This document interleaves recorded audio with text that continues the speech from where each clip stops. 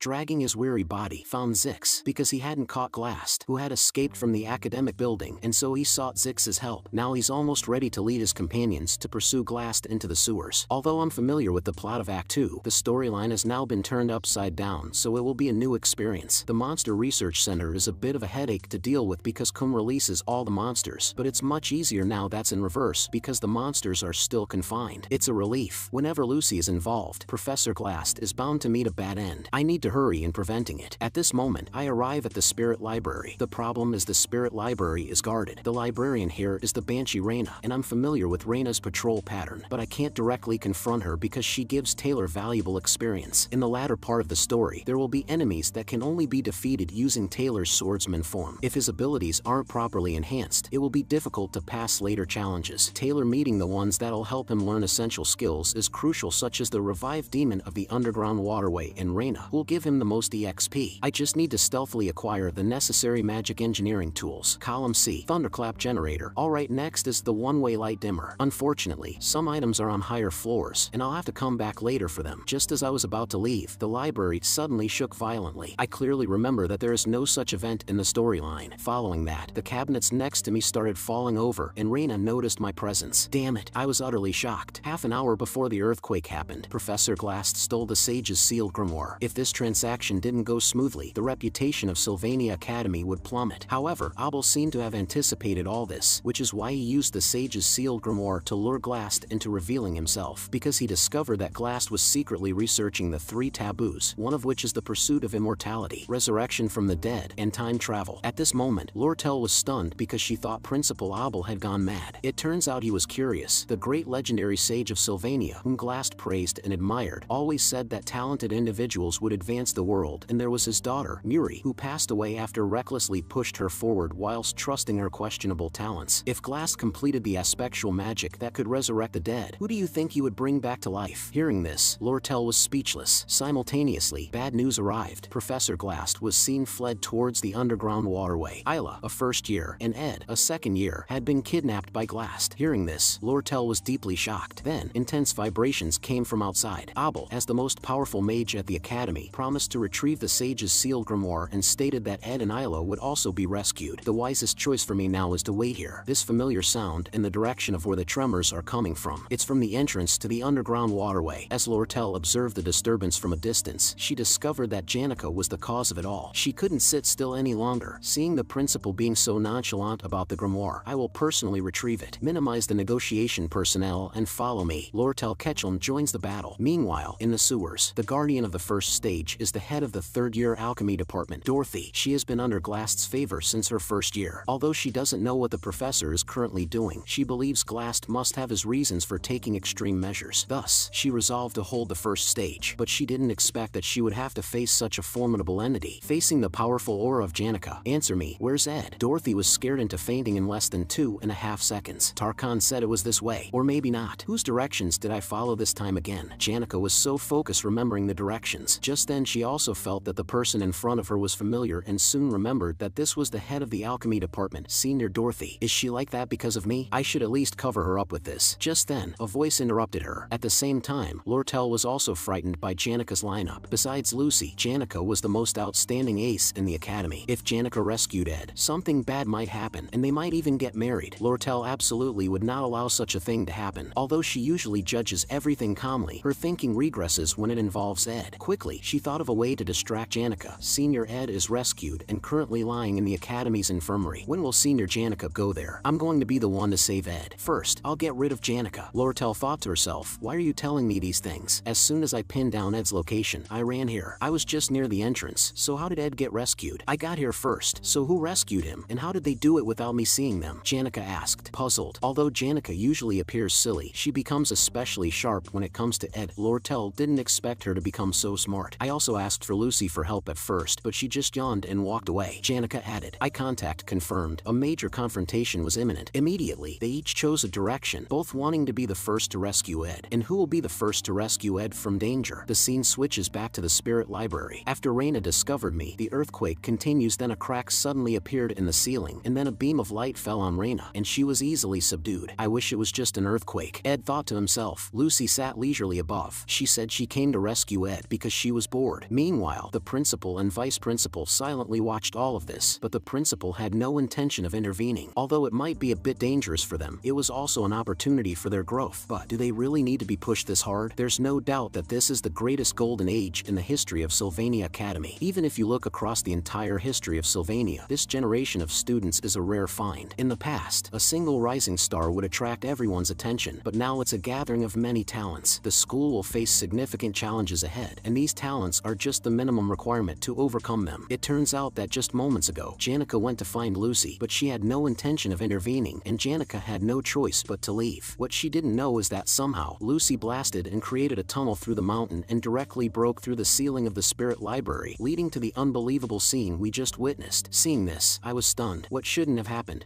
Lucy looked at me expectantly and asked if there was any jerky left. Upon learning that I didn't have any, she decided to find a random place to sleep, but I stopped her directly. The current situation is a complete mess. Time-wise, Janica and Lortel should have already entered the sewer. Now, all we need to do is go to the sewer and stop Janica and Lortel. Judging from Taylor's growth so far, if he deals with the latter half of the monsters, skipping a minor boss plot wouldn't deviate too much, which means it's still okay. The problem is her. If Lucy encounters Professor Glast, it will trigger a bad ending. In that case, it's better to keep her by my side. From now on, you should follow me and not wander around. Hearing this, Lucy looked at me with confusion, and I didn't know how to answer her. For now, I can only come up with a random excuse to brush it off, like when someone silently stays stays by your side when you're weak. After all, you're very strong. If you can stay by my side, I'll feel at ease. Lucy looked at me with suspicion. Really? No more jerky? Enough with the jerky. Please, just stay with me until we get out of this underground waterway. If you want to leave, I can send you out directly. Lucy asked seriously, but I refused her because I still have some things to handle before leaving. Lucy reluctantly agreed to my request. Then, Lucy jumped onto my back and fell asleep immediately. Now, all I need is to get out here by going in reverse. I'll get everything I need from the library, find Janica and Lortel, and finally get out of this place. While leaving, Lucy keeps asking if I really don't have jerkies. Just then, several pairs of eyes appeared on the ceiling. Immediately after, we were swarmed with monsters. I immediately cast an ignition spell, creating a flame barrier around us and killing the monsters. Elemental magic, proficiency has increased. Mana resonance, proficiency has increased. Should I call this the real thrill of mob hunting? I'm being bombed by the special EXP explosion of the monsters. Sorry, Taylor, I won't take too much, I thought while running off the scene. Unlike Janica, who is skilled in spirit sensing, Lortel possesses a magical sensitivity and special insight even recognized by Professor Glast, so she quickly finds the way. Lortel also realized that she is now helping others with the purest intentions, a relationship that cannot be measured by money. Discovering this new kind of relationship between people, Lortel became excited again. In the next moment, a gap broke open in the wall beside her, and Lortel looked at me in surprise because I was filled with various precious high-level magical tools. I immediately placed the things I couldn't carry in her hands. These are all full of money, but she quickly realized, wasn't Senior in danger? I confirmed this, but now the problem has been solved. Then she noticed Lucy sleeping behind me. It's dangerous, really dangerous, and Senior is so heartless. Although Janica is a coward who doesn't dare to express her feelings, I have been trying very hard to make a move recently, even almost setting the forest on fire with a torch that day. How can he act so casually and be so intimate with another girl in front of me now? I thanked her for taking care of me during this time, and if she is interested in any magical tool crafting methods, I can sell them to her at a low price. But Lortel felt she should refuse me because she wanted to take control. However, when she looked at Ed up close, her mind went blank. Please Lortel, who else can I trust but you? He really crossed the line now. Now's the time you want to make a demand like this from me, she thought, and those words just now kept echoing in her ears. Who else can I trust but you? I'm so grateful to you. Somehow, she muddle-headedly agreed to Ed's request. At that moment, a voice interrupted their conversation. Lortel's subordinate had encountered an emergency. At this time, Taylor gathered all his companions, the gloomy Clebius, the meddler Elvira, the spear of grass 6, and the prophet Adele. Like a scene that could see the future, her prophecies often come true. Soon, she discovered a very tough opponent in the distance. Immediately, there was a blast. It was Tarkan carrying a person. It turns out it was the assistant professor, Claire. So the tough opponent Adele was referring to was none other than Janica, the top spirit master of the second year. Zix is the only one who greets Janica while the fear she brought to Taylor and the others struck again, because they don't know if she was a friend or foe. But even if they lose, Taylor will never give up. Janica also didn't know why they were looking at her with such hostility. Just as Taylor was about to step forward, Zix stopped him because the situation wasn't clear yet. At the same time, a voice interrupted them, and they were stunned to see Ed Roth Taylor. The first thing Janica did was check if I was injured. Taylor and his group immediately felt immense pressure. Elvira and I have already realized Ed's fighting style. They couldn't handle Ed alone, let alone with two monsters standing behind him. Taylor looked at me anxiously. Since the Ophelis Hall incident, he's grown significantly. If it was only Janica, I might somehow manage to get through. But with Ed beside her now, their chances of winning are practically zero. But this is just his one-sided assumption because he didn't expect me to walk right past him. Do your best. Isla is waiting for you. Now, we must each handle our own matters. He is responsible for Professor Glast's plot, and I am responsible for dealing with the variables that arise. I'm going to catch Elt. The issue reported by the trading company staff was bound to blow up eventually. Elt and the mercenaries had entered the school. In the original story, he was completely defeated, with no chance of making a comeback. Because the time and manner of his downfall were different, he had the opportunity to escape. Lortel knew that Elt was planning a counterattack, and it looked like he made use of the loophole, with many personnel from the trading company stuck here. I got the magic engineering crafting formulas and so many tools this time, and they might be more useful than I imagined. But if I were to name the best tool I have for surviving in this world, it is undoubtedly the advantage of knowing about the future. My plan was still following the original story. If Elt is the minor boss of the second act, then he should exit the stage in the second act, just like in the original story. Then, I signaled Zix to take the right path because it would lead directly to Isla. As for Taylor, in the end, it's up to this guy to resolve the plot. Only Taylor, who has learned all the specific skills and grown, can deal with that guy in the final plot. Professor Glast summoned the magic tower to cover the sky, and the pressure he must be enduring is surely painful. But Taylor will end all of this. Good luck. You don't need me to make any grand cheers, Taylor. Then, we proceed to our paths. Just as I was explaining the next steps of the plan, Janica stopped because I had just come out and wanted to deal with the Golden King. Both Lortel and I stopped in our track. A few days ago, she saw me fall, and now she doesn't want to see me get hurt again. Moreover, this is the matter of the Elt Trading Company. Janica is right. This is indeed someone else's matter, but I will only feel at ease if I personally resolve the major variable of Elt. But I can't say that. Fortunately, Lortel also needs me and Janica to help him capture Elt, so she should come up with some excuses for me. However, things didn't go as I imagined. It was indeed my selfishness to involve Ed in this matter, and I can't let him get hurt again because of me. Although it's nice that the atmosphere between these two rivals is so harmonious, what kind of rest am I supposed to take? This is not a situation where I can rest. Although I appreciate your kindness, unfortunately, Lortel's matter is not someone else's business. This immediately threw Janica into a panic. Ed, what do you mean by that? But there's no time to explain now, so I can only find an excuse along the way. Coming up with a reason to give them is always hard. However, Janica thought of it before I did. Is it because you signed a contract with the Lortel Trading Company? Your magic engineering supplies would be disrupted too. In that case, it's indeed not someone else's business, right? Hearing this, I was stunned. Yes, you're right. Janica truly lives up to being the top student of the second year. Her understanding is top-notch. Just then, I noticed something, so I stopped in my tracks. This is complete chaos, I said while looking at the defeated rock monster. Taylor was so horrible without any regard for seniority in this situation. At times like this, he's really heartless. However, Janica felt guilty and slowly removed the covering from the senior's face. Did you do this? Janica immediately explains herself. I didn't mean to do it, but somehow, it just turned out like this. I'm not a heartless person. Don't misunderstand. I'm telling the truth. We're almost at the exit, so let's talk about this outside. We need to ask the academy for help first. When we arrived outside, Elt was already blocking the entrance. It turns out that some members of the trading company had betrayed Lortel, which is why they brought her before Elt. Hearing this, Lortel forced a smile expression. It's really a pity that the only evidence left is your confession. It's a waste to ruin you with torture, Lortel. Then he snapped his fingers. The people lying on the water launched a sneak attack on us, but Lortel is no pushover. Lortel didn't expect Elt to dare bring mercenaries into the academy, and soon a group of mercenaries surrounded them. Elt ordered that no one be spared except Lortel. They immediately launched an attack. All the arrows were aimed at me and Janica, but they were all blocked by Janica's wind wall. The next second, she activated defense magic and threw the arrows away. Be careful, Ed. Their movements are definitely well coordinated. Thank you, Janica. Just then, I looked at Elt's direction. After the last time, Elt was well prepared this time. He then took out the legendary grade magical engineering item, Belarus's Prejudice. This magical tool can restrict all magic in the surrounding area for 10 minutes. Despite being a single-use item, it costs dozens of gold coins per sheet to use. If Alvera's Night Butterfly Flower reagent had a restrictive effect, then this is its upgraded version. Although its activation time is long, even with these fatal flaws, it is still a very dangerous item. We are not only at a disadvantage in numbers, but it's also impossible to break through the veteran mercenaries during the activation period. Most importantly, we are all mages here. He already knows our powers. He wouldn't have come unprepared. If that thing activates, we're done for. Elt, the academy will hold you accountable for this. How do you plan on dealing with that? I asked curiously. Elt sneered. It's at least better than losing my life, isn't it? The butterfly effect caused by the third-rate villains who should have fallen and exited the stage at the very beginning has brought huge changes to this world. I know very well that this is my doing. Moreover, this guy is a minor boss. If he survives, how many variables will it bring to this world? Elt, the Golden King of the second act, is the villain who ultimately exits the stage due to being betrayed by Lortel. He killed Lortel's biological parents and used all means for his own glory and wealth. He is a true villain. Even so, I don't dislike him. The reason Elt is so desperately blocking our path is to survive. Just like me, whose main goal is to survive. However, I don't plan to let him go, and I don't want to lie, pretending that I'm determined to resolve all the variables caused by me. Just call me a selfish person, but this is my story. Wake up now. Then, I put Lucy down. It's time to wake up, Lucy. God, you people are noisy. And Lucy opened her eyes and just released an aura, ultimately suppressing everyone. Lucy, the Slothful, awakens. The book Glock's Travelogue, written by the great Archmage Glock in the final years of his life, was crafted in a humble little cabin that didn't quite match his fame and was known by almost no one, except her granddaughter, Lucy, who has a natural talent and is blessed by the stars. Even with this talent, Glock told her not to stop learning. Beware of the loneliness that will slowly engulf you one day. Overwhelming strength is bound to come with bitter solitude, he added. Glock hoped she would promise him 3 things which made him curious. The first is not to kill indiscriminately. Avoid anything that might stain your hands with blood, even by accident. And lastly is to fulfill her duties as a student in Sylvania. Back to the present, the mercenaries hired by Elt, upon sensing Lucy's power, all stopped their actions. These seasoned mercenaries survived the battlefield because they could discern the strength of their enemies, and now their instincts are telling them they must stop here. Have you all gone crazy? Move, damn it. But there are still some young mercenaries who don't have this survival instinct and launched an attack on Lucy. Like before, although Lucy is a mage, she doesn't like like to use magic. Instead, she compresses her astonishing magical power into physical force, unleashing pure violence. Is it still not time for it to activate? Just a little more. In the next moment, Lucy appeared in front of Elt because she knew that taking out the leader would suffice. Then, I stopped her directly because this much is enough. At the same time, there was a violent tremor on the other side, and several purple lightning bolts fell from the sky. On the night when the 7 brightest stars align in a straight line and are clearly visible, Professor Glast's advanced aspectual magic distorts the laws of nature. Descent of the magical realm. The magic tower covering the sky is the final battle stage of the second chapter. Good timing. Now, Taylor should have already dealt with the monsters in the sewer and learned the necessary skills. All the companions needed to pass the level have gathered. The timing of the magic realm's descent is the same as in the original story, indicating that the plot is proceeding smoothly. But because the trajectory of this magic is different from other magics, everyone except me is confused. Even Janica and Lortel can't understand the current situation, let alone the others. At this moment, Lucy recognized this magic circle, the legendary advanced aspectual magic circle that can bring people back to life. In that case, it is possible to resurrect the dead. According to the epilogue scene after the second act ends, Lucy, who wakes up drowsily after the event, would say, "I see. Something like that happened, huh?" So according to the original story, Lucy should be taking a nap on the roof of the Trix Hall. If she is treated as a combatant and included in the first phase of the plot, Professor Glast, who is pushed to the brink, makes her an offer, and that is to use aspectual magic to resurrect not Sylvania, but his disciple Archmage Glocked. This would turn Lucy into an enemy, and at the same time, the players' cooperation would completely collapse, leaving only Lucy's figure quietly disappearing into the sewer. Lucy Merrill, in the second act, was never meant to be defeated. Even after hundreds of hours of research by various experts and veteran players, they came to the conclusion that there was no way to defeat Lucy. Unexpected disruptions in the main scenario caused by variables not present in the main plot can still be patched up by my intervention, and sometimes, those variables can even twist the predetermined bad endings. At the same time, Elt secretly activated the magical tool. The mana in the vicinity will be suppressed for 10 minutes. Beleru's prejudice activated. Just as he thought he had restricted all our magic, he commanded the mercenary to attack. However, when the sword was about to hit me, I unexpectedly released a wind blade, because I am also a variable in the plot. Even so, I cannot stop such an existence. Seeing this, Elt was utterly shocked, asking himself how is that possible. When he looked up, he was even more shocked. Even if a legendary level magical tool can suppress all magic around, it has its limits. Just like it is impossible to drain the sea using a bucket, Lucy is unstoppable. I have somewhere I want to go. Elt's experience is no less than those veteran mercenaries, the sense of survival honed by being on the edge of life and death, and now he is clearly being told of his certain death. As she get close, she asked, "You know that you can die, right?" Just as Lucy was about to end Elt's life, I signaled her to stop. "Unless you think it's fine to kill others, stop here." Lucy understands this well. She doesn't understand why Ed is concerned about Elt's life and death, and this sentence reminded her of that old man. Ed said almost the same thing as him. Then, Lucy stops her actions, but it seems she still wants to go to that place. "Where are you going? It's over, isn't it? I need to go somewhere." I know she can't let go of that matter, so I ask, "Are you confident you won't regret it?" Hearing this, she immediately stops. Conversations with Lucy always go like this. That's why I don't expect to get her reply. Meanwhile, a scene suddenly flashback in Lucy's mind. The last thing Glock told her was, "What is lost is lost. Although it's regrettable, those who lose something must become stronger. So, become stronger. I dedicate the last sentence of this book to you, who has brought a full stop to my life, Lucy." And Lucy also softly spoke her answer, "No," and so, just like that, Lucy vanished before my eyes. After handling this side, the mercenaries also withdrew from the academy. As for Elt, I handed him over to Lortel because Lortel also needs to personally end her grudge with him. I ran at full speed to the highest building in Sylvania. This is the Trix Hall, the starting point of this plot. It's where Glass took the Sage's grimoire and where Taylor chased him to start the adventure. The academy took care of the injured, so I didn't expect to return here. I came all the way here in the end. Though unintentional, my reverse journey through the stages of this episode has came together perfectly. This is where Taylor started, and this is where my journey will end. Archmage Glock lived frugally, yet he donated all his amassed wealth to Sylvania Academy. His traces clearly remain all around this academy. I know Lucy's personality, so I guessed she would definitely be here, a place overlooking the entire Sylvania, because Lucy thinks Sylvania is Glock's legacy. At this moment, Lucy is still talking to me like a machine. I just said there's no more jerky. Then, she patted the spot beside her, and I thought I'd die instantly if I fell from here. Meanwhile, Lucy remembered something from the past. At that time, I cried for a long time, but I don't know when I stopped feeling sad. Then, I asked her why, and although she thought for a long time, surprisingly, she found no special reason. It was just because a lot of time had passed. Lucy knows that dwelling on old wounds is foolish, and even if she uses aspectual magic to resurrect Glocked, he will eventually leave one day. He is prepared for death, and if I resurrect him, he would probably be furious with me. I knew it from the beginning. Wanting to resurrect him is just my own greed. I called out her name, then I asked her again, are you really okay? Although it's not something I, who is stopping her, should say, I still have to ask. Lucy has always wanted to resurrect Glot. Her change of heart might be just a spur-of-the-moment decision. If she suddenly changes her mind again, something terrible might happen, so I must confirm it clearly. At the same time, she called out to me. Just when I thought she was going to ask about the jerky again, she leaned directly on my shoulder. I wanted to ask her why she let me sit beside her, but it turned out it's just because of this. After this event, it will be hard to find someone as passionate about aspectual magic research as Professor Glast. Resurrection magic is also at its end. The dead are dead, and the lost are completely lost. Lucy has fully understood this, and so, I sat next to Lucy for a while, looking up at the magic tower in the sky. The starry sky in my view seemed higher than usual. It was quite beautiful. At the same time, on the other side, to protect the altar, Glast summoned the body of a giant. This is an ancient weapon made with aspectual magic, a golem with Isla as its core. Now, it's the final stage of the plot. Although Taylor alone might not be able to clear it, he has loyal companions. With their help, Taylor will rescue Isla, who is trapped inside. This damn nearsightedness. At some point, I stopped being able to see anything without glasses. Life as a teacher is bound to be static. Sitting at the large desk in his personal lab, reading ancient grimoires, analyzing aspectual magic, managing academic curriculums, and reviewing materials to teach students. Glast also doesn't know when he stopped paying attention to the scenery outside. The scenery outside the window continues to change. It's snowing. A first-year elemental studies student keeps coming to his personal study. She said she wanted to study intermediate magic and advance. It's raining. The youngest professor who caused trouble always comes begging for forgiveness. Flustered. The wind is blowing. The highest-ranking dean out on business often stops by to have tea with him, and even after he became the principal, it remained the same. As he sat in the same place, he thought that by immersing himself in work, those painful memories would disappear, but it wasn't as he thought. At the same time, Glast activated a small time reversal, and in an instant, all his injuries were healed, and Elvira and the others were directly controlled. Multi-time prison. But fortunately, Zix noticed this and pushed Taylor away. Zix is also caught in multi-time prison. Taylor was able to hang onto his sword. Sometimes Professor Glast's vision blurs, and then when he closes his eyes, what he sees in the darkness is what he once cherished most. Right, I'm almost there. Taylor was able to climb back up. Give up. Don't stop me, because with all his might, he will reverse reality. However, a different variable appeared at this moment. Taylor activated the swordman form and directly cut through the ancient robot, and the control magic on the others gradually disappeared. Seeing this, Glast decided to bet everything, even at the cost of all his lifespan. But he has no chance left. The recovered Zix quickly interrupted his spell casting, and the others behind him also attacked him simultaneously. With their efforts, Isla was successfully rescued. Professor Glast slowly walked back. All right, you won. Then, the next moment, Glast jumped directly from the high building. As he fell, he muttered a confession. I miss you, Muri. However, he did not fall to the ground because he had set up a spatial teleportation magic there, and just like that, he vanished. Aspectual magic spatial leap. He left that magic circle for the final escape, but for some reason, his escape was too late, and even with magic to stop the bleeding, it didn't seem to help much. Although there is no trace of him after this event in the original story, it's not hard to guess that Professor Glast will definitely die here. However, in these final moments, he saw someone who surprised him. Even so, there's one thing I need to confirm. An hour ago, Lortel imprisoned Elt in the trading company and hurried to Trix Hall because she needed to confirm if Ed was safe. However, when she saw Ed, she was stunned. It's Lucy beside him, still tightly holding onto Ed's sleeve, which made her feel a sense of crisis. At the same time, Dorothy and Claire came out from inside. However, I'm puzzled as to why both of them are crying. Immediately after, their faces turned to shocked. When I looked back, it was Janica who also arrived. After learning about the aspectual magic, she recalled something from before. Lately, Janica's meeting with the spirits to protect the northern forest where the spirits live. However, a few days ago, Tarkan detected the aspectual magic coming from the forest, but there was no magic tower appearing then, and the original story didn't mention this, so I'm considering whether to go and check. Even the fake boss Elt's level of impact is so strong. If someone like Glast doesn't exit the stage, I don't know how much impact it will have on future scenarios. So, I plan to go and confirm one last time. Here, we see Professor Glast who has escaped. Isn't it past your curfew? What are you doing here, Professor? Janica asked with utter shock. I was looking up at the moon. At this moment, he feels very ridiculous. However, I don't think so. Didn't you already guess you would fail? Glast confirmed. I was indeed too reckless, never expecting to be defeated by my own students. Even if they lost, Ober would have stepped in to stop me. He didn't act at the beginning. Could it be because of the bond we've formed over this time? He really isn't a qualified principal. Then, he praised me for being more outstanding than he had imagined, but unfortunately, he realized it too late. He had invited me with the intention of using me, but he didn't expect that due to my excessive fatigue, the plan would fail. When he hastily went back to get me, I had already escaped. At this moment, Glast reflected on his life, finding himself alone, and he mocked himself for for dying in solitude. The 17 years I spent with my daughter weren't lonely. 17 years. You could call them both long and short. You've known Assistant Professor Claire for a long time, right? For years during the degree program, and 5 years after obtaining a teaching certificate. If she had stayed until your retirement, that would have been almost 17 years. Hearing this, Glast is confused as to why I am mentioning this. On my way here, Assistant Professor Claire is crying. This shocked him. Professor Glast is the type to dislike everyone at first glance. He's the meanest and most stubborn person I've met, scolding others for the slight mistake. He's really an impossible person to like. But still, he was the most scholarly scholar ever. Dorothy also spoke in a trembling voice, saying she didn't know what Professor Glast was planning, but that he was a precious mentor who recognized her. However, nobody can deny that he recklessly put the lives of students at risk. Nobody can deny that he went astray either. He says he will die lonely, mocking his own fate, but that was his misconception. Claire, who became a teaching assistant at a young age, and Dorothy, the top alchemist, were both individuals whom Professor Glast, despite saying they were worthless, continued to nurture, uncovering their hidden potential and helping them shine. Just like how he told his daughter that she was a person of value. It's been too long to consider it a lonely death. In the end, he remained in the hearts of people. For some, a mentor. For others, a colleague. Professor Glast had severe myopia, and from a certain point on, he could no longer see anything without his glasses, not even himself. At this moment, Glast told me something. He had discovered that I had taken all the advanced crafting methods, but those were not the most valuable things. Then, he took out a key from his pocket and expressed his hope that I could clean up the library, after which he would give the library to me. From now on, it belongs to you, Ed. Under Raina's desk, there was also a hidden treasure vault. Once the Academy's investigation was complete, the treasures inside would be mine. Finally, he called out to Lucy, I hope you can occasionally look around, because that way you'll discover many different sights. It's a pity I realized this too late. I was curious about what expression Lucy would show. Unfortunately, I couldn't see it from my angle. I could only guess Lucy's expression through Glast, who closed his eyes as if simply falling asleep. The corpse lying peacefully under the moonlit Zelkova tree made it look as if he were in a deep sleep. We just watched for a while. With this, the plot of the second act came to an end. The next day, because I was once again involved in a case, I was investigated, but I had already prepared for this. The teacher was very suspicious of me, as my statements were consistent, but the problem was that there were too many coincidences. You left Isla, who was also kidnapped, and escaped alone. Isla couldn't move, and she didn't trust me at all, so I went out alone to call for help. Before I could finish, the dean interrupted. From the dean's perspective, it was indeed worth suspecting. I think you're pretending to be an innocent third party, but it seems like you know everything. These two incidents are the same, and you're also a student who suffered due to the Academy's negligence. Hearing this, I was puzzled. Then, I noticed that the principal wasn't holding my statement but my transcript. I have to admit, Ed, you've really been living diligently. So, the Academy wants to compensate you. For the entire semester, you'll be allowed to stay at Dex Hall. After coming out, Janica was already waiting for me. Then, I asked her if she was injured. The pigeon beside her whispered something to her, and she indicated that she had indeed suffered some minor injuries. Hearing this, I became nervous because I was worried she wouldn't tell me. I felt guilty about this. Every time, it's because of me that you get hurt. It's probably better not to get involved with someone like me. Hearing this, Janica didn't expect this, so she quickly apologized, saying she wasn't actually injured. Then, I called out to her again and asked her about Dex Hall. Janica was very happy to hear this, which meant that for the entire semester, Ed and I would be neighbors. The scene shifts again, and I return to the cabin. Although many things happened, fortunately, the problems were all resolved. I originally wanted to build a fence and plant some annual edible plants, but it seems this camping life will end earlier than planned. At that moment, something fell from the sky. When I turned around, I found it was Lucy, who had an utterly shocked face. It turned out that earlier, Lucy had gone to a remote island. She was puzzled as to why she was dreaming of her childhood, but she took the opportunity to visit her grandfather's house. She wanted to see her grandfather's face. When she pushed open the door, she saw a terrifying scene. It turned out to be a nightmare. Soon, Lucy woke up, and the maid was waiting for her to go to school. But Lucy ignored her and directly activated a high-level teleportation spell. Although she didn't know the reason, she immediately wanted to go to the northern forest. When she saw Ed, she felt an inexplicable sense of relief. I wonder if it's going to rain, she thought to herself. Just then, she heard me speak, so my camping life is over now. She was worried that this life would soon end. Then, she fell down, but I didn't pay attention to her and went inside my cabin. Cats are very difficult to understand. They won't let us control them. When you think you've gotten close to them, they act aloof. When you get busy and ignore them, they come back to cling to you. Cats are just like that, always acting on their own whims, so the best interaction is to ignore them. In short, it's even more exhausting than being in a relationship. Professor Flurbin's classes are very interesting and everyone else had good grades. Although my grades were initially at the bottom, before I knew it, my preparation had advanced and almost no one could beat me in written exams. Just as the class ended, the teacher called me over to discuss the Academy scholarship. He thought I had been performing well recently, so he decided to give me this opportunity opportunity. The job was simple, assisting teaching assistant Claire. It was work that Professor Glast used to do, but now she couldn't handle it alone. Although Annis was helping her, they still needed a student to assist. Hearing this, I thought for a while because this involved the entire semester's freshmen, so that guy would also enroll, right? The scene shifts again, and Lortel is thinking carefully if it's really okay for her to sell the Sage's Grimoire to Krapen, but she is puzzled. Why had Ed been so opposed to him buying it before? These things were really hard to figure out, but one thing was certain, Ed would agree to any of her requests. With this, everything was worth it. Also, she didn't need to worry about the camp anymore. It was the end of the semester, so she probably wasn't the only one busy. Janica and Senior Ed must also be very busy. What worried her the most was Lucy. There shouldn't be any major changes recently, right? Just as she thought this, her pen tip broke, which made her sense something bad. She feels so uneasy. Back in the cabin, Lucy called out to me. Lucy, who usually never spoke, actually told me that the firewood was running out. This puzzled me. Why would Lucy say something so purposeful? But she wasn't wrong. I really hadn't been managing the cabin much. Since I'll be moving into Dex Hall next semester, my interactions with her will decrease, and the plot might become more stable. Just then, a familiar voice came. It was Janica. She wanted to come over a few more times before the winter break because she had spent many happy moments here, and she could also help me with the move. If there's anything you need help with, I can assist. Don't you have a lot of things to do? Indeed, it's about time to check out Professor Glast's secret treasure. Then, Janica placed the application form in my hand. It was an application form for Dex Hall. She had already filled it out once, so she could teach me how to do it. But at that moment, Lucy stopped her. This was the first time I'd seen Lucy act so strangely. She seemed afraid of me taking the application form, so I was totally confused. The next moment, I started spirit resonance training with Janica. She commented on my improvement, but she noticed something was wrong. It turns out Lucy is staring at her intently. Lucy, did I do something wrong? Janica nervously asked. Usually, the maids at the Ophelis Hall make sure to dress her up neatly, but today, it looks like she escaped the dorm early in the morning wearing pajamas. Over the next few days, Lucy came early every morning, and she would cling to me everywhere, which even the other students found strange. What is wrong with her? I felt like she was particularly hostile towards Janica. It wasn't exactly hostility, but closer to fear. What was she afraid of? But I've also been too busy lately, as I need to relearn many basic spells. Just then, Lucy called out to me and muttered something. If I leave, what will you do? Next, I need to light the campfire because the weather has gotten very cold recently. Although if I move into the Dex Hall, I won't have to worry about things like this anymore. The remaining task is to check the library. At that moment, Lucy was staring at me intently because she wanted to go with me. This puzzled me, but I had no choice but to let her. Why did you follow me to a place like this? Lucy offered to use her magic to bring me down, but I refused directly because I needed to confirm if I could get down there alone. There were still many magical tools here, so I'd have to come down again. Soon, I looked for the treasure location Glast mentioned and found the treasure vault. I wondered why he was still holding that key in his final moments. When I opened the treasure vault, a blinding light shot out from inside. I never expected something like this to be hidden here. The magical engineering items I asked Lortel to prepare should be almost ready, so it seems I'll need to get a ladder. If I hadn't trained my physical strength, I don't think I could have climbed even halfway. Lucy was puzzled about what I had just taken. This was an incredibly overpowered legendary item, the Glast's Phoenix Ring, which can distort the timeline and transfer the magical power of my future self to the present. In other words, I can now borrow power from my future self. Theoretically, I can immediately use high-level magic, but I can't use it recklessly because, depending on the amount of magic you borrow, you'll be unable to fight for a long time. That means there's only one way I can use it in a battle. When I'm driven into a corner, I'll use it as my secret card as a final attempt. If not used for combat, I could use it for contracting with spirits. But there's still a big difference between me and Janica, as she not only has high sensitivity but also astonishing magical power. As a novice spirit mage, I only have 1 or 2 spirit slots, and even communicating with beginner spirits requires a lot of practice. This is because my magical power is too low, but theoretically, I could contract with high-level spirits, but of course still some risk. Professor Glast wouldn't waste time. Although he said that supporting those with ambiguous talents is a sin, this is an item that can break the maximum magical power limit. The reason Professor Glast researched magical attack items was based on this. He hid it from everyone, holding it close until the very end. All of this must have been a gift prepared for his daughter. When I climbed up and still catching my breath, Lucy called out to me. Actually, she followed me because she had a question to ask. Can you not go to Dex Hall? I didn't expect Lucy to say something like this, but I remained neutral in my heart. Should I move into Dex Hall or continue the camping life? If I move into Dex Hall, life would definitely be more convenient, as the cold winter in the wild is too harsh. Lucy also knew this would be the answer. Just then, she sensed that it was about to rain. Lucy often accurately predicts the timing of rain based on the dark clouds in the sky and the moisture she feels on her nose. But she isn't always right, as it's not the rainy season now, and no one can be sure that what falls from the sky will be rain. But after a long rainy season, one might unconsciously think it's going to rain, even even if the rainy season has already passed. I called out to Lucy. Then, I signaled to her that I had too many things to do recently and hadn't prepared enough firewood for the winter, so she could come help me if she had time. Besides, didn't you say the firewood is running out? Hearing this, Lucy immediately pounced on me and kept asking if it was true. Actually, I've been thinking about this for a while. After all, I've completely adapted to the camping life. If I improve the environment a bit, continuing to live here should be better. With this, the second act ended and the expanded trial of the third act officially began. Closing my eyes, I could imagine a multitude of scenes. The showdown between Princess Phinia, the student council president candidate, and Lortel, the main characters entering the academy as freshmen, and the new enemies, as well as the final person standing on this stage, the final boss of the third act, Lucy Merrill. Although this matter is not to be taken lightly, I'll temporarily set aside my worries. Even if the next plot ends, I'm sure the two of us will still be alive and well. After seeing Lucy make expressions that I'd never seen in any scene or route, I was sure of it. Winter arrived quickly. Although the snow feels comforting when it falls, the accumulation also means my workload increases. Since I have to handle the scholarship matters tomorrow, I must finish my work today. Firewood to ward off the cold and food for the winter. Since I gave up the dorm, the academy will help reduce my tuition fees, which solves a major problem I had before. Whenever I want to rest at noon, Lucy occupies my small bed. If it were before, I would have thrown her outside, but there's heavy snow outside, and even though she has defensive magic and won't easily freeze, I still can't bear to throw her out. This is an ease that I don't know will come again. If I had to take the risk, now would be the perfect time. Shall I get started? I activated the Glast's Phoenix ring. Marilda, are you listening? Meanwhile, on the other side, Janica is having afternoon tea with her friend. The reason they invited Janica out is that they noticed she's completely infatuated with Ed. How did you know that? Janica was shocked, but Clara answered that it was too obvious. Although Ed's reputation is gradually improving, they're worried she might become too obsessed. When Clara learned about Janica's current situation, she concluded that Janica is heading toward the worst possible bad ending in love, a comfortable girlfriend. You have to make him think of you with desire. Even the spirit behind her agreed. Now that the winter break is approaching, Clara is worried that Ed might be taken by another woman, so she hopes Janica can find a solution soon. But Anis doesn't think so. Clara has contributed a lot to the improvement of Ed's reputation because he's the boy Janica likes, so Clara often speaks well of Ed at school, and before anyone realized it, his reputation has improved. I think a bit differently, though. The scene shifts again, and Claire is scolded by the librarian for overdue books, looking nothing like an assistant professor. Although her clumsy demeanor makes people doubt how she became a professor, Claire has one ability that even senior professors praise highly: people luck. Somehow, she got to have Glast and Flurbin as her masters, received guidance from countless scholars, and managed to finish her degree, and now even obtained the best teaching assistant. The reason she can handle all the important tasks is because of Anis, a second-year student recognized by senior faculty as the best assistant. From the cleanliness of the personal research lab used by the clumsy assistant Professor Claire, one can see her competence. She travels between various areas of the school to collect all the materials. If this were discovered, it would be very troublesome, but she successfully diverted attention with her elegant smile. Apart from Janica and Clara, no one knows her true nature. For Anis, human relationships are meant to be utilized, so she must figure out Ed's personality and background. She looks up to Lortel as her role model and similarly does whatever it takes to survive. Although she's not as strong as Lortel, Anis has her own abilities. Through her investigation, she has gathered all of Ed's past. The Roth-Taylor family is one of the most powerful aristocratic families in the Empire, with one son and two daughters, and Ed is the second child, so striving in this direction isn't bad. That's why he feels a bit embarrassed when others mention him. Compared to receiving gifts, it's certain that he lives a comfortable life. Judging from the current situation, now isn't the right time to give gifts, and he noticed that Ed has all the bad habits of a noble. Would someone like him like a simple and cheerful girl? Recently, he's been cornered by his environment, so he decided to test Ed's true nature. Meanwhile, I went to find Belle because of the academy uniform issue. Since winter uniforms also need to be worn, I could only ask her for help. Belle said it wasn't troublesome because taking care of Lucy was more troublesome. Recently, while washing Lucy clothes, lots of blonde hair was found on them. She also noticed that my clothes had Lucy's scent and hair on them. Indeed, Lucy has been clinging to me a lot recently. She only washed my clothes once and already noticed. If she weren't a manager, what would she do? Also, she felt that I was speaking formally toward her. I could only say that it was more comfortable for me. Actually, after becoming the head maid, she could be considered a senior figure among the school staff. She's always stubborn about this. I'm not a noble or a student of Ophelis Hall, so I didn't dare to speak to her casually. You're the chief maid. You must have a lot of people around you to manage and a lot to deal with. You should speak informally as if it's more comfortable for me. You have more people around you to manage, which made me a bit confused. No, worrying too much can be a burden. Regardless of what the ladies decide, it's your decision in the end. Just then, I noticed that the previously damaged buildings had all been repaired. The academy must have used almost all their energy to restore it. I commented, it turns out that 7 freshmen will be moving into Office Hall this year, and one has already been confirmed. I knew she must be talking about Tanya Roth-Taylor. It seems I'll have a headache during the break because Ed's younger sister is coming. Back at the cabin, Zix came to train with me again. He was puzzled. Are you going to stay in this cabin during the break? I confirmed this, because I need to at least learn intermediate magic before the semester starts. I plan to keep studying here. Zix halts his training. I can't sense any magic. Did you train your magic until your limit again? Just then, he placed his hand on my forehead. You seem to have a bit of a fever. Are you actually sick? Zix asked curiously. This was because I practiced with the glassed phoenix ring, but I couldn't reveal this secret to others. However, Zix didn't press further. He knew I must have my reasons. Zix's greatest strength is his straightforwardness. As long as I say I have my reasons, he won't ask further. Originally, Isla wanted to come to the cabin with Taylor to apologize, but he knew this was my secret base, so he didn't tell them. I asked him to relay that they don't need to apologize because I didn't take those things to heart and hold no ill will toward them. Then, I handed Zix a bag of gold coins because I needed him to help me clean the spirit library. I don't need money. I can just think of it as training. What are you going to use the library for? Zix curiously asks. As a workshop. Hearing this, Zix was amazed. Do you do magic engineering too? Surviving in a camp, training your magic, spirit magic, archery, and now even magic engineering. And you're starting work at the academy too. Just don't collapse again and do well. Check. And tomorrow I have the academy scholarship student work. The scene shifts to the next day. Clara had been working continuously for 44 hours to prepare for the freshman's arrival. So, the next tasks will be conveyed by Anis. The freshman placement exams were previously arranged by Professor Glast, but this year, Assistant Professor Claire is in charge. Just like last time, I already knew the results. I just didn't expect Clebius to participate as well. Anis briefly assigned tasks to the two of them because she wanted to create an opportunity to be alone with me. Clara and Janica both overlooked one thing. Ed has the face of a playboy. After reading his profile, I spent a night figuring out his ideal type. If he can't resist my temptation, he's just a frivolous guy, and in that case, I'll make him leave Janica's side. The scene shifts to the Oran Mountains. Just halfway through the journey, Anis says she's feeling a bit tired. Seeing this, I can only stop to rest for a while. Then she explains that there might have been some misunderstanding about me, which leaves me puzzled. Janica and I are good friends, so I'm worried she might be deceived by bad people. But I don't mind these things. The priority now is to finish the work as soon as possible. You've been a teaching assistant for so long. It must have been quite tiring. Immediately after, Anis grabs my arm. Although it's a little unexpected, it's okay because you're here. Then she tells me some things about her past. She indeed gives the impression of being very capable in life, as she handles everything, whether financial or otherwise, on her own. But her personality doesn't seem so emotional. Shouldn't she be more calm or realistic? Just then, she suddenly falls and lunges towards me. I'm confused because there's nothing on the ground that could cause her to trip. This makes Anis tense up, and she quickly asks me to wait here for a moment as she has something urgent to attend to. At this moment, Anis feels that Ed is hard to figure out. She had created 2 personalities for the girls in a false scenario, and everything was almost going according to plan, but Ed didn't fall for it. However, she thinks Ed has a well-maintained physique, looking like a nerd but with a sturdy body. She initially thought Ed was just a clueless noble young master, but his ability to handle affairs is quite strong. As for his appearance, it's the type that could even captivate Janica. Thinking of this, she blushes herself, but soon, she thinks of another reason. Maybe this is how he attracts women, but I'm different. Let me tear off your true face, Ed Roth-Taylor. The scene shifts to another side. I'm pondering over a solution regarding Tanya, the villainous young lady. That should be the most fitting adjective to describe her. Tanya, as the young lady of the Duke's family, can be said to be a political genius. She is naturally adept at politics and deception, making her the first person in Sylvania's history to compete for the student council president position in her first year. She plans to buy over influential people in the school. Belle said she moved into the dormitory earlier than anyone else, probably to establish her own power base as soon as possible. Tanya is not a minor character. She is a highly noticeable villain. Fortunately, I remember some of the plot about her, so I should still be able to deal with her. But the question is, how will Tanya treat me? Although Tanya knows me well, I don't know myself at all, because initially, Ed was a briefly appearing villain who then disappeared, and there's not much special record of him in the game. Such a minor character really leaves no clues. So, how Tanya views Ed is a question with no answer. However, to Tanya Roth-Taylor, Ed is just trash. Tanya chose to come to Sylvania Academy because there are many geniuses here. The Imperial Princess of the Klol Empire, the head of the Elt Trading Company, and a genius spirit master who has contracted many high-level spirits at a young age, an alchemist who can engrave spirit medicine in the first year, a sword demon who can control beasts, and the coolest one, the rare genius mage who may have received the star's blessing from the great mage Glocked. So she has great admiration for such an academy. The first thing Tanya will do upon arriving at the academy was to clean up the trash for the Roth-Taylor family. This matter also received the support of the family head. So at this moment, Tanya is full of confidence. The first method she thought of was to spread bad rumors about Ed. However, things didn't go as she thought, because the whole time she was talking to herself. Following her father's advice, the first person Tanya approached was Lortel, known as the business genius. But Lortel's reaction made her shudder. Her eyes looked at her intensely as if they were about to tear her apart. "Are you upset?" However, being Ed's sister, Lortel didn't show any anger. The scene shifts to the next day. Most of the tasks from the past few days have been completed. Last night, I studied 2 intermediate magic books, and the first day of the Academy scholarship work is also over. But Anis has to work much harder than me because I can't use magic now, so I can only grasp theoretical knowledge. I can't even light a fire now, but presumably, she's lying inside at this moment. Although she used to pop up in unexpected places in various ways, I'm now used to her routine. Immediately after, I pull open the blanket and carry her out. The fire is quickly lit. Just then, she grabs my tie because she wants to stay outside too. Meanwhile, Lucy sniffs the scent on me. She smells a different perfume. I recall yesterday's events. It seems the floral scent from working with Anis has also clung to me. Then Lucy notices that my magic has disappeared. She thought I was sick again. "If your magic is twisted, I'll release it." But upon checking, she finds it strange. "It is not twisted, it's just empty. You've done something reckless." I immediately reassured her, "Don't worry, it's manageable." Immediately after, she calls me again because she has a strange request. This leaves me puzzled. "Can you pat my head?" I have no choice because Lucy seems like a child to me, and Lucy, being patted on the head, enjoys it greatly, feeling carefree. Then, a familiar voice interrupts me. It's Lortel, because she encountered some issues and felt it necessary to tell me in person. Naturally, Lortel notices Lucy lying underneath. Meanwhile, on the other side, Tanya is continuously getting to know senior students. For this, she doesn't hesitate to give away various treasures just to get rid of Ed. When Zix hears her surname, he interrupts her, but Tanya sees the strong magic flow in Zix and thought to herself, his body is well trained, and I can clearly feel the flow of magic from it. I need to get this person on my side. "You're Ed's younger sister?" This makes Tanya feel inexplicably nervous, thinking Zix might hit her, but unexpectedly, his lips curled up. He laughs happily and then gives her the magic tools needed for the first year. This is a mandatory magic engineering item for new students, but don't take a new one and just use this. Seeing this, Tanya is utterly confused. Zix then called out to Elka to get their first year study notes and probably all the magic tools used in the first year. After doing all this, both of them breathe a sigh of relief. At this moment, Elka remembers that she just said she would deal with Ed together, but in Zix's view, this is normal. Many siblings are rivals. After all, Ed is easily misunderstood. "Anyway, so you're Ed's sister? Nice to meet you. I'm second year 6, and I'm Ed's junior. If you have any issues in the future, come to the second year to find me. Ed and I are good friends." Then patted her shoulder. They said good luck to Tanya as they went, while she fell while carrying such heavy items. This leaves Tanya completely baffled. What's going on? It's completely different from what she thought. Meanwhile, at the faculty building, Claire is exhausted, but Anis signals her not to worry. All that's left is the freshman exam, and everything can smoothly conclude. Claire can't help but praise how capable the young people are. Anis has been busy for 2 days, but her stamina is quite plausible. Upon Anis's inspection, it's found that Onyx from the 3rd year and Clebius from the 1st year are both quite sloppy in their work, requiring her to reorganize everything. But Ed is different from them. Not only does he handle the materials well, but his professional ability is also excellent. It's hard to imagine he's a noble. To say it's not surprising would be a lie. It seems he's not as simple as he looks. Just then, Claire calls Anis and tells her a little secret. Due to the affairs of Ophelis Hall, she investigated Ed for a while and found his life full of hardships. Seeing his living environment, one can tell how hard he's striving. Unexpectedly, even his grades are so good. Even Professor Glass approves of him. He even contracted with a spirit on his own. Claire thinks Anis and his personalities are quite similar, and Anis, after thinking, finds that he is indeed a good man. After meeting him myself, there were no flaws I could see. He is more capable and gentlemanly than she imagined. She also unexpectedly finds that he has a good physique and smells good, and you can tell he takes care of himself well. But soon, Anis realizes something is wrong. She immediately stands up and opens the windows. She thought, this is trouble. I don't think this is okay. This is real trouble. She overlooked a very serious matter. It's impossible to contract with a spirit in such a short time. That is to say, Janica helped him. This way, the spirit might report everything to Janica. Anis suddenly doesn't know how to explain to Janica, and things are just as Anis expected. The spirit reports this matter to her. Janica is very sad upon learning this. On one side is her most sincere friend, and on the other is the person she likes the most. And at this moment, an unlucky girl arrives here. Tanya knows Janica is the most powerful spirit master and decides to visit her, because Lortel also recommended Janica to her. Although she doesn't know the reason, Tanya still comes, but she finds that Janica seems a bit off now. Isn't Janica naturally kind and the easiest person to get along with? And according to Lortel, she always listens and believes everyone's words. Winter is a busy time where I have to adapt to survive. Just last night, Lortel came to my cabin again because there was something very important she wanted wanted to ask. However, there was something she was more concerned about at the moment. It was Lucy sleeping on my legs. Why is Lucy sleeping there? I responded, well, it's winter. Hearing this, Lortel was stunned and thought, is it ambiguous? Am I overacting? She immediately changed the subject. Actually, I came here not just to talk about the magic engineering tools. This puzzled me. Then, Lortel took out the sage's sealed grimoire. Are you still going to play dumb? So, you want it? I asked curiously. Yes. Then the sage's sealed grimoire slowly transformed, then turned to a letter. Pretty fun, right? Lortel said with a warm smile. You said it yourself. If I buy the sage's sealed grimoire, you will fulfill any request of mine. It's a merchant's virtue to get your money's worth. Hearing this, I felt uneasy, afraid that Lortel would make some indecent requests. However, Lortel signaled for me not to worry. I won't make you uncomfortable. I just need you to stand by my side. It was then I remembered. We are now in the third segment of the story. The confrontation between Princess Phinia and Lortel is about to begin. I am aware of the original plot, and this time the protagonist's choice will determine the winner, so it really has nothing to do with me. Then, I indicated to her, even if I stand by your side, would it really make any difference? Lortel laughed and gave a definite answer, although your support may not help much with the outcome. So what? Saying that so bluntly makes me feel a little hurt. Lortel, revealing a charming smile while secretly pondering her schemes, appeared even more elusive. It's not an issue of being politically meaningful. Then she looked at me, but the reason behind it concerns me. The scene switches to the next day. She's here, the biological younger sister of this body I'm in. The relationship she has with me is a complete mystery. No matter how much I think about it, it's hopeless. So, I couldn't prepare at all. It's been a while, brother. I brought you a present since it's been a while. But for some reason, her voice sounded tense, even somewhat troubled. Was she afraid? But at least on the surface, she didn't seem to bear any grudge against me. Could it be that I lived a solid life when I was at home? When Tanya saw me, she was reminded of Ed's former demeanor, a haughty, contemptuous noble scion who saw everyone as the lowest of tools. Yet now, this vile image seemed completely transformed. Seeing the gift Tanya brought, I was very happy. Strictly speaking, I've been disowned and can hardly be considered your brother, but you still prepared a gift for me. I don't know how to thank you enough. Don't just stand there. Go wait by the fire, I said while I turned around. Then, I made her a cup of hot tea. I heard you've been around the academy for quite some time. You must have met a lot of people, right? Tanya nodded. Yes, I heard a lot about you too. About me? But I don't know many people. Just 6, Lortel and Janica. Hearing the name Janica, Tanya suddenly felt a chill. Seeing her reaction, I guessed she must have met Janica. She's nice, right? Janica is the kindest person I've ever met. Tanya nodded repeatedly, but her expression seemed very unnatural. She clearly recalled some unpleasant memories. Yesterday, Tanya had witnessed Janica's summoned fire spirit tossing people around. Tanya thought to herself, Janica really is universally super kind. If I hadn't answered her questions, I probably would have been kicked around like a ball by a group of high spirits. Tanya's reaction made me realize something was off. The Tanya I remember wasn't someone to be this awkward. People who had previously interacted with Ed indeed didn't have much good to say about me. At that moment, I stopped Tanya again. I'm doing my best to live well now, so don't think too badly of me. Moreover, I've already paid the price for my past actions. Although I can't make up for those things now, I still want to say I'm sorry. I heard you're planning to run for student council president, and I'll cheer you on. I won't be much help, but I know how hard you always work. Good luck. Although I said this, Tanya couldn't actually become president. Her existence was only to highlight Phinia's role as the antagonist. However, she was the first relative I had met. From her expression, I had no idea how our relationship would develop in the future. The scene shifts. Tanya returned to the school. Knowing Ed's true nature, she suspected all his actions were just a facade. At that moment, Tanya noticed a young girl nearby. Just now, she seemed to be at Ed's cabin. Was she next door? Well, even in Ophelis Hall, which is the best dorm, there is that unsophisticated and inelegant human. Lucy walked straight up to Tanya, trying to compensate for their height difference with her small stature, and said softly, "You're Ed's sister, right? Let me know if you ever have any trouble." This left Tanya puzzled, and she began to wonder about the identity of the girl in front of her. Just then, she became anxious. She knew that only the top students have golden nameplates. When Tanya saw the name on the door plate, Lucy Merrill, she was utterly shocked that person was the rare genius mage Lucy Merrill. It seems that Tanya still needs some time to adapt to life in Sylvania. It wasn't particularly her fault. Meanwhile, in the Rose Garden, Annis found the head maid, Belle, and asked her to recommend a tall, handsome, and outstanding male classmate. This puzzled Belle, as she knew Annis had never been in a relationship. After all, Annis seemed like someone who was always busy, just like Ed, who was preparing for his 3rd year. However, when she heard the name Ed, Annis was suddenly startled. This immediately made Belle realize something was wrong. As expected, another girl had fallen. She had originally intended to test Ed's character for Janica because she hoped Janica could find a truly excellent partner, but unexpectedly, she herself ran into trouble, so she wanted to resolve this quickly. After all, there are other boys in the world besides Ed. All I need to do is find someone to replace him. However, Belle immediately interrupted her. "Miss Annis, have you noticed your fondness for Mr. Ed? And looking for a substitute is a very rude act to the the person involved. It turns out, Anis had encountered Janica yesterday, but at that time, Janica did not greet her, and there was an awkward atmosphere between them. Moreover, they have to supervise the class division exams together next week, which made Anis unsure how to face Janica. But Belle felt that this might be a good thing for Janica. Janica shows kindness to everyone and is very sincere. The problem is, she always appears too perfect. This attitude might not be a good thing. Belle knew that Anis's actions were driven by a protective instinct. She was worried that Janica might be deceived by the wrong people. Hearing that, Anis was shocked. She remembered it was indeed a desire to protect Janica. Her head was clearing up. She was finally able to organize her thoughts after Belle encouraged her not to feel guilty. And after that, she thought of Janica and couldn't help but smile. It's obvious where Janica would go when she's confused and having a hard time. Janica came to my cabin, and I also noticed something unusual about her. Today, Janica seemed particularly quiet, as if she was troubled by something. Seeing this, I thought of something. Then, I went back to my room to make a cup of hot water. When I came out, it had started to snow heavily again. Afterward, I gestured for Janica to come in and sit down for a chat. Whatever is bothering you, you can talk to me about it. Janica shook her head, indicating she didn't want to talk about it. I didn't press further, just comforting her. Don't force yourself, which she didn't expect. Then I handed her a blanket to protect herself from the cold. Although I sometimes forget this, Janica's life at the academy is also very difficult. Helpless, she looks like a small animal trapped in a dilemma, making it impossible for me to ignore her. It's cold. Winter continues. Just relying on a blanket and a campfire, it's really hard to get through this cold night. But still, spring is slowly approaching. Although the head of the family, my father, is often not at home, the Roth-Taylor family has always been very peaceful. However, after the eldest daughter and heir, Arwen, unexpectedly died and a new heir was appointed, everything changed. What kind of person is Ed, really? As the saying goes, when someone holds power, you can see their true nature. Ed showed his true colors, full of arrogance, only after receiving the insignificant right to inherit. To Tanya, he is a hopeless scoundrel. What can you do if you look at me with eyes like that? Can you kill me? Then picked up the dagger on the floor, since Arwen has left this world. Isn't this good? Then Ed forcibly handed Tanya the dagger. Now, if I die, you'll become the heir. Do it. Stab me. Tanya felt utter horror. She felt her legs become weak. That was Tanya every day back then. In a moment, it would get hard to breathe, and Ed would once again look down at her with those eyes. The time he spent at home cast an indelible shadow over Tanya. If she weren't his biological sister, she would likely have been beaten by him as well. Facing this situation, Tanya was powerless, but she finally waited for her chance. The guy was kicked out of the house, so Tanya decided to seize this opportunity to prove herself. Her first plan is the class division exam. Time quickly moves to the day of the class division exam. Stay away. For some reason, Anis seems to prefer that I don't get too close. She set boundaries between us, probably for a reason. I think I've explained all of the details. Shall we go up and prepare the exam for now? Unlike the last exam conducted in the Northern Forest, this time, the exam was arranged on Oran Mountain. Because it is overseen by Assistant Professor Claire, the content of the exam also changed. Previously, it involved finding magic orbs, but this time the task is more complex. The target of this exam is no longer the hard-to-find magic orbs, but the easily located magic stones. We just need to hide the magic stones and place the found stones on the altar to have a chance to enter Class A. At first glance, this seems easy, but don't forget, Claire is a disciple of Glast. She perfectly inherited Glast's strengths, forcing freshmen to fight countless monsters and wild animals and achieve victory. Thus, the difficulty of the exam is quite high, a so-called hellish survival exam. Ultimately, none of the new students at Sylvania this year could enter Class A. This is, of course, a plot point that has been predetermined because it is closely related to subsequent major events and must follow the original storyline. Therefore, I didn't discuss the difficulty of the exam with Claire. The only reassurance is that there will be no casualties among the new students, because they are only fighting against preset imaginary monsters based on the magic engineering item we'll set up, Vision Disc. It summons the apparitions of low-level monsters and beasts. As long as we set up the equipment and manage safety properly, everything can be completed smoothly. That purple Vision Disc is the most important. From what I know, the reason no one makes the Class A is because of that Vision Disc. It summons the apparitions of high-level monsters, beasts, and humans. Although Anis says these items are important and insists on keeping them herself, she obviously looks overwhelmed. To ensure the safety of the Vision Discs, I decided to keep them for her. However, when Anis saw my face, she was startled and stepped back. Fortunately, I was quick enough to catch her, but I didn't notice the Vision Disc falling from her hand. When I saw it, I became anxious. The most important purple disc. I scream internally. Thankfully, Clebius caught it in time. Shouldn't you be careful? What are you going to do if it breaks? I breathe a sigh of relief. As expected of a top student, the scenario almost got messed up before the semester even began. Unexpectedly, the next second, the disc made a clicking sound and then shattered on cue. This scene left everyone stunned. Now what? Clebius nervously asked. I knew it. Things couldn't go that smoothly. Last year, during the joint combat training, the failing student, Taylor, picked up a sword for the first time, beat Lucy, and received attention. Although the storyline changed afterward, accelerating Janika's rampage, this year's joint combat training remains a very important event. The elite first years, full of talent, get to request combat training matches against the previously famous protagonist and his companions. Although it was just combat training, the freshmen still attacked the protagonist ruthlessly. However, in the end, all of them were easily defeated by Taylor alone. Taylor, who had gotten stronger throughout the year, becomes known to everyone, and Saintess Clarice, who was hiding her identity in the crowd, also looked at him with new respect. The destiny between one of the protagonists, Saintess Clarice, and Taylor is very important. We need her power for the third act, Lucy's showdown, and for what comes after that as well. So this event has to go according to the scenario. That means that the elite first-year students have to go rampage as planned. Their rampage is because not a single freshman managed to enter Class A in the new student classification exam. The reason none of them make it because the motivated assistant Professor Claire used these purple discs during the exam. Everyone stared at the shattered vision disc, at a loss for a moment. Just when the situation couldn't get any more complicated, Anis felt very guilty, but I quickly thought of a solution. We can definitely solve things. Then, I placed my hand on Clebius, and by we, I mean Clebius, of course, which made Clebius utterly shocked. What? The scene shifts to another side. Tanya truly felt that she was in Sylvania Academy when she met such noble students as her classmates. Because the princess and chancellor were both Sylvanian students, they all wore the same clothes and didn't take into account birth and status. This implicit rule also has exceptions, such as the anchor of millions of people within the Telos order, the Saintess Clarice. Greeting the Saintess in front of everyone is a natural action, but for Tanya, it is a rare opportunity because it can increase her influence, thereby boosting her score in the Student Council President election. However, today's main event is still the class placement exam. As a firework burst in the sky, all the first-year students simultaneously rushed up the mountain. Being in class it grants various privileges, and the academy will do its best to provide whatever resources are needed. This is the dream of all Sylvania students. At this moment, Tanya found many red magic stones, but she felt it couldn't be that simple. Surely more than just placing the magic stones on the altar. There must be other challenges. Just then, she heard a noise nearby, turned her head, and saw a student kneeling in the snow. Thinking the person was injured, she was about to call a teacher, but the student stopped her. It turned out this was the student's first time seeing snow and, out of curiosity, wanted to see how soft it really was. This statement stunned Tanya. Looking at the other's clear eyes and demeanor, she thought, did this student hit their head at the start of the exam? This thought made her chuckle. Then, Tanya began to introduce herself, and the girl had heard of the Roth-Taylor family, known for their excellence. However, Tanya refuted that perception. Even if the family's reputation is high, it does not lack some unreasonable scoundrels. Although Tanya saw Ed change a lot at the camp a few days ago, she couldn't be sure it wasn't just an act. After all, the fear in her mind was still lingering. But Tanya indicated to the girl not to mind her identity. This is Sylvania Academy. None of that matters here. The girl nodded. You're right, it is Sylvania, and then introduced herself. My name is Kylie, from a small city in the east. If I do something strange, I apologize in advance. I'm not used to places like this. I'm pleased to make your acquaintance. Before Kylie could continue speaking, Tanya interrupted. I think we should hurry. This is an exam. However, Kylie is not bothered. I'm not very concerned about getting into Class A. That will just make me gain attention. Then she suddenly intertwined her fingers with Tanya. Since I'm not very interested in the exams, let me help you get into the class you want. Then we'll get closer, right? This statement took Tanya back. 30 minutes swiftly passed. The mountaintop finally welcomed its first visitor. However, before he could react, what greeted him was a punch as big as a sandbag. Although this action might seem underhanded and not something a senior should do, it was indeed effective, just as Ed had described. A while ago when Ed called Clebius, he immediately protested why it was only him. Then Ed looked at him seriously. It won't just be you. Each had their specific tasks. Anis was responsible for stopping the freshmen at the northern mid-mountain. Onyx was in charge of the freshmen's safety. Claire needed to modify the content of the exam before it ended. Hearing this, Anis asked what my task would be. I immediately answered, I'll be here. I'll responsible for the last line of defense, guarding the altar. Claire noticed my magic seemed insufficient, but I signaled her not to worry. I have something in mind. No matter what happens outside, I just need to hold this position. Currently, the vision disc is still not fully repaired, and my magic has not yet recovered. However, the props used in this exam are high-value magic stones. Most importantly, as long as items with magic are placed on this altar of substitution, magic can be extracted and temporarily used. If I use this altar, it may take a while, but I can continuously replenish magic. Meanwhile, Mug is now visible. It's been a while. I still can't hear what you're saying yet. Anis and Clebius will stall some time, and I have enough magic stones. My goal is clear, to prevent anyone from entering Class A. Now, everything is ready. Bring it on. My goal is clear, to prevent anyone from entering Class A. Now, everything is ready. Bring it on. As expected, Clebius successfully stopped most of the students, and Tanya also arrived here. However, with her current abilities, she couldn't confront Clebius, let's end things quickly. A loud explosion came from halfway up the mountain, drawing Clebius's attention. That was Anis's responsibility area. Taking advantage of Clebius's distraction, Tanya and Kylie sneaked past. Although top assistant Anis is very proficient in practical and academic aspects, her level in combat magic is only slightly better than students of the same grade. However, this is enough to make her the nightmare of the first-year students. At this time, a freshman demonstrated extremely high magical skills. His name is Joseph. Unlike the head of the alchemy department's sister, Joseph, at his young age, can freely use intermediate magic, giving him a chance to compete for the top spot. In other words, he's a genius. He is a leading top student candidate. In the end, Anis had to let him pass. Then Joseph immediately moved his way up the mountain. At this time, Anis felt defeated. Anis had arranged this class division exam flawlessly, but the most crucial magical device was damaged, and she couldn't think of a solution herself. All of this required Ed to take charge. Unexpectedly, Ed not only did not complain, but also offered the most useful suggestion. This made Anis realize she couldn't even hold this front, leading to further disappointment in herself, because she kept thinking of the trustworthy face that resolved this situation in whatever way possible. Meanwhile, on the other side, I welcome the first visitor. Joseph, you should be clear about the content of the exam, right? You just need to place the magic stone on the altar. However, I won't let you succeed easily. At this moment, Joseph was continuously observing his surroundings. His conversation with me was just to buy time. Soon, he noticed a vision disc nearby, but found its color different from what he had seen before. He also didn't feel any magic from me and noticed traces of magic stone usage on the ground. I'm the first one to reach the summit. The senior has already used a magic stone, which means his magic reserves are low. It's disappointing to think that I expected to learn a lot here in Sylvania. At that moment, Joseph was already thinking about what flavor of sandwich he would eat after descending the mountain. Then, he released an intermediate spell at Ed. If you hadn't anticipated the trajectory beforehand, it would basically be impossible to dodge this magic, Joseph thought. However, to his surprise, Ed dodged it. From the flow of things, he'll use fire magic. Judging by his level, it'll either be ignition or scorch. Joseph pondered, but he quickly became puzzled. Why is his magic dispersing directly towards the ground? Then, a fire attack in a parabolic shape came, larger than he had anticipated. He realized that Ed's basic magic training was very solid, and he might have already reached an intermediate level. However, this seemed like a waste of effort to Joseph. No matter how strong his fire magic is, it can't break through my defensive magic. Plus, he doesn't have much magic reserve to afford such expenditure. Battles between mages are often decided based on the amount of one's mana, so if the two consume a similar amount of mana, whoever has more mana determines the winner. Joseph judged that Ed's experience in magical combat must be quite limited. He won't be able to block my offense magic or maintain his ignition once he runs out of mana. Battles between mages can be very intricate. However, before Joseph could react, Ed had already breached his defense. You can block spells with your defensive magic circle, but not physical force. With that, Ed kicked Joseph's face. You wouldn't think that mages only fight against other mages, would you? Ed said coldly. Joseph backed down. He didn't expect his shield to be broken by Ed. He began to reassess the senior's capabilities. It seems I shouldn't underestimate him anymore. I'll be using mid-rank ice magic. Fire magic again? Does he plan to use fire magic against my ice magic? Joseph speculated that Ed might want to use steam to obscure his vision like before, but he chuckled lightly. Don't forget, I can use other elemental magic too. Immediately, Joseph also released fire magic. At the same time, I activated the Blessing of Recovery, which temporarily enhances fire resistance. This totally stunned Joseph. Damn it, where did that dagger come from? However, his casting speed was still slightly better. Just as he was ready to go all out, Ed suddenly chose to distance himself. The next second, I called out to Mug and used the Spirit Formula Explosion. Instantly, Joseph was blasted away. He also stumbled several times before finally landing his back in a tree. Joseph thought, keep it together. Think, his speed couldn't be faster than mine. That was spirit magic. It's not explosion magic, but a spirit formula. Now I understand how he went through my scorch with his bare body. It's because he can use the spirit magic Blessing of Recovery. He purposely hid his spirit's form within the fire. He only used 2 techniques and still had a bunch of magic devices unused. Who exactly is this guy? Then, Joseph dropped the magic stone and said softly, I lost. The magic stone slowly rolled to the back of my feet. As I turned around, he suddenly launched an intermediate magic attack at me, but I was prepared and easily dodged his assault. However, Joseph seemed not ready to give up easily. His fist heavily slammed towards my face. But for someone who has spent a lifetime studying magic, such punches could not cause me any harm. Strong wind slowly surges which shocked Joseph. No way. Could it be? Protection of the wind. When an unexpected attack is recognized, the enemy will be blown away by the wind. I threw him into the skies with a fierce wind. He lands his back on the tree again, and when the dust settles, I can see his face. He mutters, this time, I truly lost. Then, the magic stone was broken into pieces. His performance did impress me. Good work. That ending was amazing. It was a wonderful decision. You landed a blow just before Joseph fell unconscious, he asked in a low voice, "What is your name?" "Ed Rothtaylor." Then, Joseph was taken away by Onyx. The scene shifts to another side. Elka asked Zix, "Why didn't you go to the combat department but chose the magic department instead?" It turns out, Zix felt that the position of chief didn't hold much significance for him because the upcoming second-year chief of the combat department is Clebius, and he knew he couldn't beat Clebius. However, at this moment, Clebius was knocked out by a first-year student with a single move. What skill did she use just now? Clebius passed out before he could figure it out. "Clebius, you okay? Get it together." Onyx tried waking him up 20 minutes before the end of the exam. When Tanya and Kylie reached the summit, they were instantly stunned because the final guardian of the last challenge turned out to be her own brother, the person who was once the object of fear and the object of hate. "Ed Rothtaylor, I'll get to the point. Give up." The Saintess Clarice had two dreams. "I believe nobility comes from unwavering beliefs you maintain your entire life. You must become like a blank slate." One was the dream she dreamed on the day and was planted by Archbishop Verdio, and the other dream was rather than living as a blank slate, it'd be better to die in wastewater. Saintess Clarice heard a melody and she slowly opened her eyes. There, she sees someone singing by the window. She sings about the golden field of the imperial capital Clolan, the emerald fields of the land of farming Pulin, the red roofs of the commerce city Oldek, the turquoise intelligence of the land of scholars Sylvania, past the Drestia desert's reddish sand ocean are the purple shadows of the lawless Cohelton. Then she continued strumming, "The pure white is just a very small portion of nature's beautiful colors." She was the one in charge of the holy fire, Adele. After leaving the order, she called herself the Romantic. Although it was unclear how she moved from building to building, when the world went to sleep, she sang a song at Clarice's window. The dream she dreamt at night was the outside world that her only friend whispered to her while looking at the stars. "A life where you take classes normally, make friends normally, and love normally. Isn't that where you can feel a sense of nobility? Rather than the countless prayers from believers who revere me, do you know that a hug from someone you love might be more valuable?" After leaving the order, Adele joined Sylvania, and when vacation came, she would go around the world like she does now. After Adele left, Clarice went to the places she spoke of in her dreams every night. At the end of it, Clarice would share a deep hug with someone, and they left together on the path she'd taken alone. The journey that was full of many colors, which sharply contrasted with her life that had simply been pure white, was the most outrageous imaginative thought she could have. But always ensure that you are careful not to reveal your true identity, and that you have to carry that magic engineering item with you at all times, since you always have the holy magic's blessing. "I'm not that worried, but..." Before Archbishop Verdio could finish, Clarice interrupted, "I seem like such a different person, so who would suspect it?" "Verdio, there's nothing bad about being careful," he added. Coming to the academy with the order's arrangement was a natural method of deviating. Nobody paid attention to Clarice, who sat on a wooden bench by the faculty building street. That alone made her feel satisfied, making her breath shallow. There was no one who revered her or bowed their heads to her. At least, not a single person here in Sylvania. Who would bother thinking of Kylie as the Saintess? Other than one person. That was me, Ed Rothtaylor. When Tanya stepped onto the final stage and saw her brother guarding it, she was incredibly shocked. Then, I reminded her, "Give up. Even if you are my real sister, I won't go easy on you." At that moment, Tanya found it unbelievable because Ed's aura was even more formidable than that of typical graduates, and he had contracted with a high-level spirit. Kylie reminded Tanya on the side, "I'm giving up. Let's think rationally, Tanya." However, the horrifying images of a high-level spirit from the past re-emerged in Tanya's mind. She gritted her teeth. If she chose to leave now, it would mean nothing had changed. So, she decided not to give up just yet, which shocked Kylie, because according to high status and rank she carries a burden and responsibility on her shoulders. In Tanya's memory, Ed was so weak he couldn't even swing a sword, a person who couldn't even perform basic magic. How could he possibly now have a high-level spirit? She guessed it was all an illusion. Just defeat that spirit, and all illusions will be dispelled, Tanya thought firmly. However, things were not as Tanya imagined. The spirit merely blew a breath, and they were unable to move. Because this was a real high-level spirit, they were quickly blown away. Is this man really Tanya's brother? Kylie's impression of nobles had always been neat appearances, generous smiles, and graceful manners. When she heard that this person, completely opposite to the noble image, was the son of Rothtaylor, she immediately understood that this was the villain Tanya had spoken of. From the beginning, Kylie sensed that Tanya harbored deep hatred for Ed, so she decided to teach Ed a lesson for Tanya. So, she called out to Tanya, telling her to aim for the body. "I'll play the role of the bait. Like I told you, I have a strange constitution, so I definitely won't die outside of special cases." When Tanya heard that Kylie wanted to help her, she was very puzzled, because the current situation was very dangerous, and Kylie had previously expressed disinterest in the exam. Kylie stepped forward. "You said he's a really bad person, and you are the first friend I've made at Sylvania," she said while looking back at Tanya. Under normal circumstances, Tanya would have thought these words to be nonsensical, but on the way to the altar, she witnessed something incredible. The combat faculty senior who had come towards them scarily, Kylie used an unknown power to knock him flying with one move. What shocked Tanya Tanya the most was that Kylie, usually timid as a mouse, had taken the initiative to stand out. Did she normally have this much bravery? Kylie started running while shouting. Seems that Tanya is mistaken. Then, Kylie ran in front of Marilda, trying to draw attention. Kylie was this brave because she could use the Holy Magic's blessing. When the target was attacked by an enemy, a medium level or higher sanctity spell would automatically activate. Although Marilda suffered backlash because of the impact, Kylie was also knocked away. Is that it? Ed commented, but then he heard something. You thought I'd give up? Suddenly, Tanya appeared right next to me and released a basic magic spell, Emit, without hesitation. I was blown away on the spot, but she didn't realize that was just one of my illusions. Seeing this, Tanya immediately felt something was wrong, and then she discovered it was the work of the vision disc. Then, several attacks landed right in front of her. This left Tanya in shock. He couldn't even hold a knife handle before, and now he can use a bow and arrow, and it's a magic-made bow and arrow. Is this guy really Ed